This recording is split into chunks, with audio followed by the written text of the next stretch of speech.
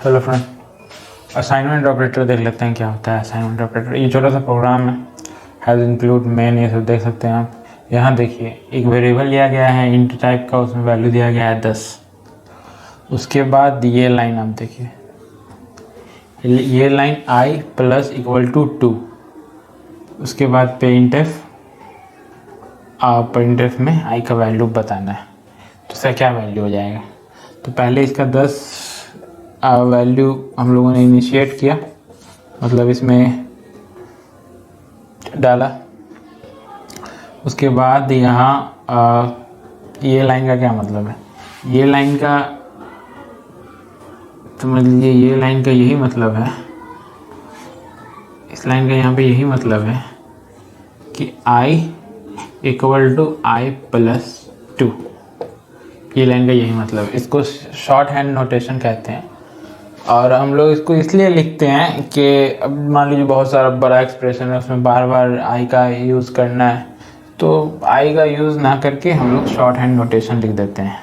I plus equal to 2, मतलब 20 में से आई चला गया, तो इसका यही मतलब है। 10 में 2 जुड़ जाएगा, इसका आउटपुट आ जाएगा 12। ठीक है, तो यहाँ जैसे कि आप देख रहे हैं कि i equal to i plus 2 लिखना सेम इट इज़ ये लिखने के बराबर है। तो अगर आपको ये ऐसा नोटेशन कहीं मिलता है जिसको शॉर्ट हैंड नोटेशन कहते हैं, तो इसका मतलब यही है कि आप इसको ऐसे लिख सकते हैं। हाँ, तो इसका मतलब यही है कि i में 2 जोड़ना है। यहाँ क्या इसका मतलब क्या होता है कि i का जो भी वैल्यू है उसमें 2 इंक्रीमेंट किया जाए, फिर इन दोनों को i में पुट कर दिया जाए। जैसे कि यहाँ प्रोग्राम में आप देख सकते हैं कि i का वैल्यू 10 था, इसमें 2 जुड़ गया, 12 हो गया। अब ये 12 फिर जाके इसी में असाइन हो जाएगा, तो 12 इसका वैल्यू हो जाएगा। तो यहाँ भी वही कह रहा है कि i की वैल्यू में 2 प्लस कर दिया जाए, इंक्रीमेंट कर दिया जाए। इसको शॉर्ट हैंड नोटेशन में लिखा गया है। तो कोई भी एक्सप्रेशन इक्वल टू और कोई भी ऑपरेटर का मतलब कोई भी बाइनरी ऑपरेटर, बाइनरी ये ऑपरेटर हो, जितने भी बाइनरी ऑपरेटर और एक्सप्रेशन 2 हो, तो इसका लिखने का एज गुड एज मतलब यही होता है कि आप expression 1 equal to expression 1 operator और एक्सप्रेशन 2 लिख रहे हैं। इसका मतलब यही होता है। ये साइज ऑफ ऑपरेटर है, तो इसका एग्जांपल देख लेते हैं। एग्जांपल के थ्रू इसको समझ लेंगे हम लोग। साइज ऑफ ऑपरेटर क्या करता है, जैसे मैंने पहले बताया कि डेटा टाइप का या एक्सप्रेशन का या वेरिएबल का साइज बता देता है कि ये कितना साइज़ का है। तो जैसे इंट 2 बाइट का होता है जनरली, फ्लोट 4 बाइट का होता है, वैसे ही ये साइज बता देता है। तो has include studio dot H void main, यहाँ आप देखिए 2 वेरिएबल लिया गया है x और y। x इक्वल टू हम लोगों ने साइज और डायरेक्ट एक डेटा टाइप का नाम लिखा है, बट डबल एक डेटा टाइप है, हम लोगों ने डबल का नाम लिखा है। तो डबल लिखने के बाद तो डबल का जो भी वैल्यू साइज़ है, ये इसमें गैप नहीं होना चाहिए, साइज़ और ऑफ के बीच में गैप नहीं होना चाहिए। डायरेक्ट लिखिएगा साइज़ और स्मॉल में लिखिएगा। तो साइज ऑफ में ये पैरेंथेसिस लगता है, तो ये एक फंक्शन नहीं है, ये एक ऑपरेटर है या कीवर्ड बोल सकते हैं इसको आप, बट ये फंक्शन नहीं है। बट इसमें फंक्शन वाला पैरेंथेसिस लगता है, बट ये एक ऑपरेटर है। तो इसमें हम लोगों ने एक डेटा टाइप डबल दे दिया है। डबल का वैल्यू आप लोग जानते हैं कितना होता है, 8 बाइट। तो ये x में चला जाएगा, तो इसका आउटपुट कितना हो जाएगा, मैं ठीक से लिखता नहीं हूँ ना, 8 बाइट। इसका आउटपुट सिर्फ 8 आएगा, बाइट नहीं आएगा, बाइट मैं आपको बता रहा हूँ। तो इसका आउटपुट आएगा 8। अब यहाँ पे आएगा, सॉरी यहाँ पे 8 आएगा ना, हाँ। उसके बाद सेकेंड लाइन देखते हैं कि फिर से x में y रख दिया गया है। अब y किस टाइप का था हम यहाँ देखते हैं, जब उसका डिक्लेरेशन हुआ था तो वो था इंट टाइप का। तो इंट टाइप का था, तो अब ये इंट टाइप का है, तो इसका जो इंट टाइप का इसमें वैल्यू जाएगा, इंट कितना का होता है, जनरली 2 का होता है हम लोग ने 16 बिट आर्किटेक्चर में। तो यहाँ 2 आउटपुट यानी यहाँ आएगा, यहाँ 2 आउटपुट आ जाएगा। उसी तरह इसमें एक कांस्टेंट वैल्यू दे दिया गया है, numerical value, but numerical value किस टाइप का है, फ्लोट टाइप का। फ्लोट का वैल्यू कितना होता है 4, बट 4 यहाँ नहीं होगा, यहाँ 8 होगा, क्योंकि जब ऐसा कोई एक्सप्रेशन हम लोग डालते हैं तो वो फ्लोट में नहीं लेता, डबल में ले लेता है, डबल में ले लेता है। तो यहाँ फिर से 8 हो जाएगा, क्योंकि डबल भी फ्लोटिंग पॉइंट वैल्यू ही लेता है, बट उसका साइज़ बड़ा होता है, क्या कहते हैं, फ्लोट से। फ्लोट का 4 बाइट होता है, डबल का 8 बाइट होता है, बस यही फ़र्क होता है दोनों में। तो ये साइज ऑपरेटर है। यहाँ और भी कुछ कुछ एक्सप्रेशन रख के आप लोग इसका प्रोग्राम एग्जीक्यूट करके देखेंगे, देखिए आप लोग, अच्छा रहेगा।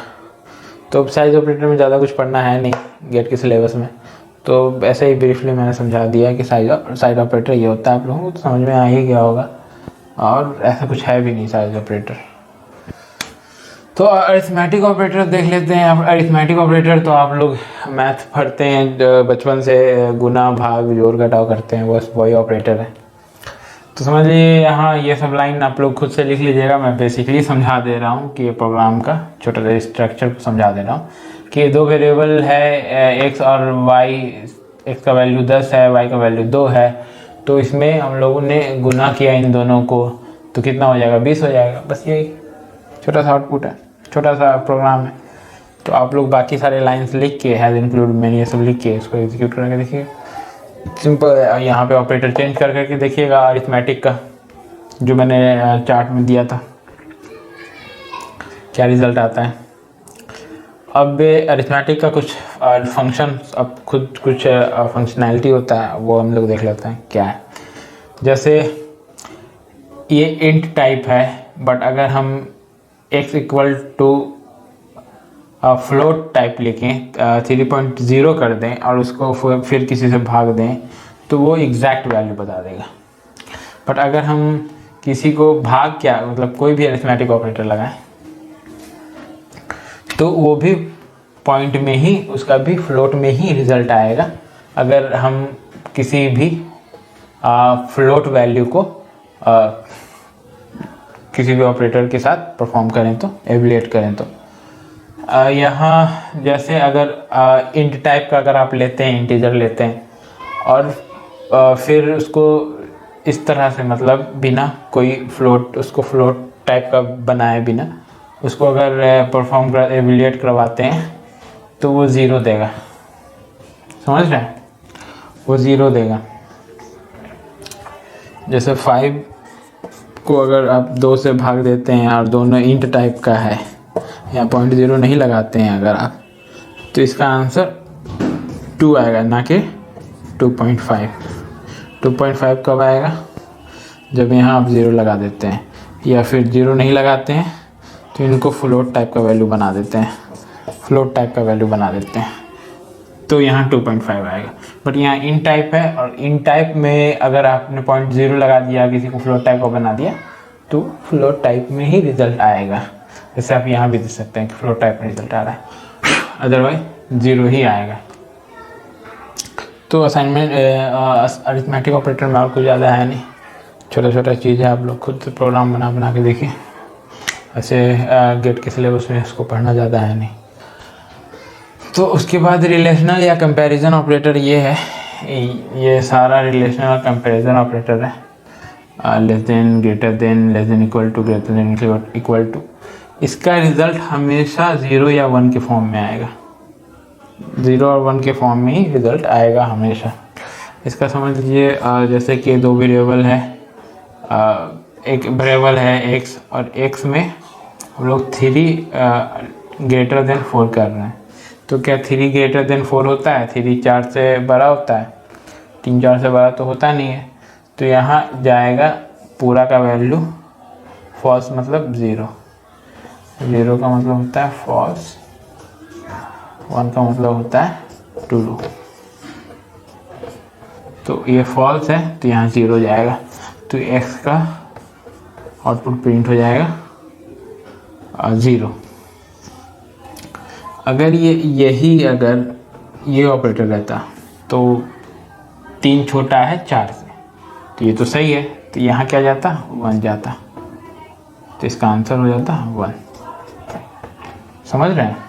जैसे आप यहाँ बहुत सारे ऑपरेटर जितने भी और रिलेशनल कंपैरिजन ऑपरेटर हैं, आप यहाँ पुट करके दोनों को देखिए कि क्या रिजल्ट आता है। जैसे आगे मैं बता देता हूँ कि इक्वल टू, तो अगर हम यहाँ पे रखें इक्वल टू मतलब 3 4 के बराबर है, एग्जैक्ट बराबर है, तो क्या 3 4 के बराबर है? नहीं, 3 छोटा है, तो यहाँ फिर से 0 आएगा, ये फिर से 0 आएगा। उसी तरह नॉट इक्वल टू है, तो क्या ये नॉट इक्वल टू है? 3 4 नॉट इक्वल टू, हाँ 3 4 के बराबर नहीं है, नॉट इक्वल है, तो यहाँ क्या जाएगा? 1 जाएगा, तो फिर इसका आउटपुट 1 आ जाएगा। इस तरह आप रख के देखें, उसे प्रोग्राम बना के देखें। और रिलेशन ऑपरेटर में भी बस इतना ही है बेसिक, और बाकी जब ज़रूरत होगी किसी प्रोग्राम में तो हम लोग उसको आगे पढ़ेंगे।